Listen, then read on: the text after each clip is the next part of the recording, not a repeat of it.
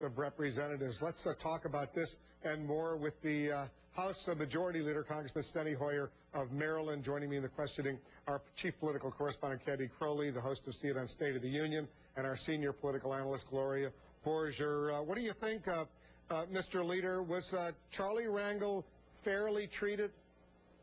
Well, I think the important thing is that the ethics process worked. Charlie Rangel, obviously a popular member of the House, and a powerful member of the House. Certain facts were elicited. The committee considered them, and obviously has come out with a judgment. First, that he was involved in the allegations that were alleged, and secondly, with a recommendation for action by the full House. So the ethics committee process worked. I think that's I would think the American public is pleased with that. I think it's a sad day for Mr. Rangel, who has served very honorably in the House of Representatives, was a hero in Korea, has fought for his country in battle. But this is a sad day for him. But it was an appropriate action by the ethics committee in the sense that they found violations, and they took the action they deemed to be appropriate. The House will now consider it. Well, some of the other punishments could have been a reprimand, the censure, which is what he got, or expulsion from the House of Representatives, which he's obviously not going to get. When we hear that he's been censured, what does that mean? Well, essentially it means that the House of Representatives has found that he's violated the rules of the House. He's brought the House by his actions into disrepute, and that he needs to come to the floor and apologize on the floor and take responsibility for those acts. It is not expulsion. I didn't expect expulsion. Obviously, with an overwhelming vote, the committee believed that this was the appropriate disposition, and the House will now consider that. Let's move on and talk about some of the other issues that you're dealing with right now. But I want you to elaborate. Earlier in the day, you really slapped the Republican leadership for postponing what was supposed to be happening right now, a meeting and a dinner with the President of the United States at the White House. It's been postponed until November 30th after the Thanksgiving holiday and recess. Tell us why you're upset about that Republican decision. Well, I was very surprised at that decision. As I said the other day, I cannot remember an instance when either Ronald Reagan or George Bush the first, as I call him, or George Bush the second, three Republicans invited me to come to the White House with other members, that I didn't accommodate my schedule to the president's schedule. I think that shows respect. It also shows a willingness to work together with the individual elected president of all the people and the representatives of the people in Congress. So I was very surprised that they did not respond to that. As you know, he did meet with the Democrats this afternoon. I think it would have been helpful to have the Republican leadership there as well to discuss how we go forward. While the leadership of the Congress has changed, at least in the House of Representatives, in terms of the relative positions that we have, the challenges confronting our country have not changed. And the American people want us to find common ground on which we can meet those challenges and make this economy better, create jobs, and very frankly, meet the fiscal challenge that confronts us as well. So I was disappointed. It's Gloria Borger. Hi, Gloria. Hi. Do you think then, to put it bluntly, that they were snubbing the president?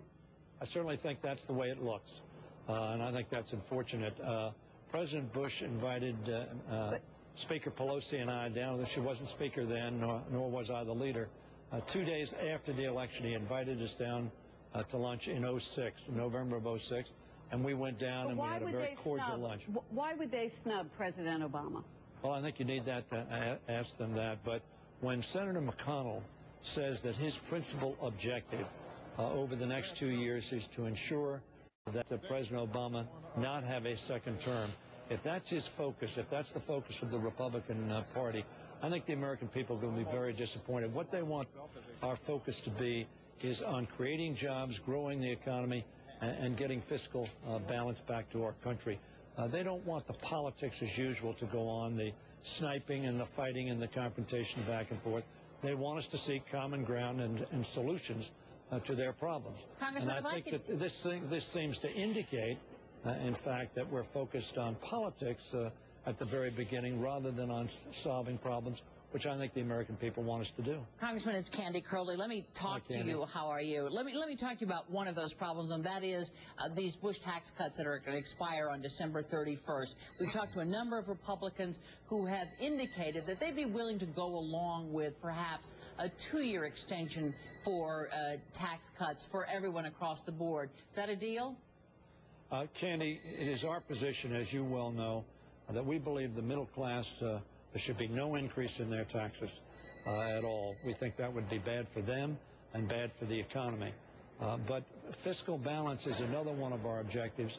And the best off in America, the well off in America, frankly, giving them an additional tax cut will not in any way, in our opinion, enhance the economy, nor will having So where's the bipartisanship in that position, since the Republicans that want them extended permanently say, okay, we could maybe take a 2-year extension, but you're sticking with your same position and at the same time calling for sort of a different atmosphere?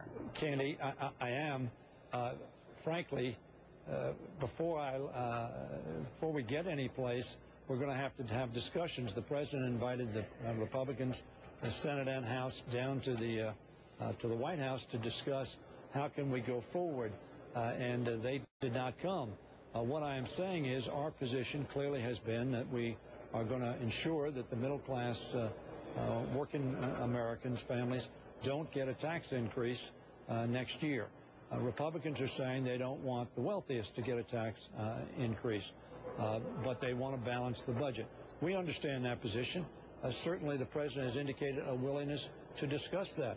But if they don't come to the table, if they don't come to a meeting that the president invites them to, then we're not going to get anywhere. It sounds, Congressman, like that's your opening bargaining position. We've heard the Republicans' opening bargaining position. All of you will meet at the White House on November 30th, and we'll see what emerges from there as far as a compromise between your position and their position. And I can understand you don't want to negotiate that position here in the Situation Room. But Thank you, Walt. we appreciate Go right ahead. we appreciate your coming in.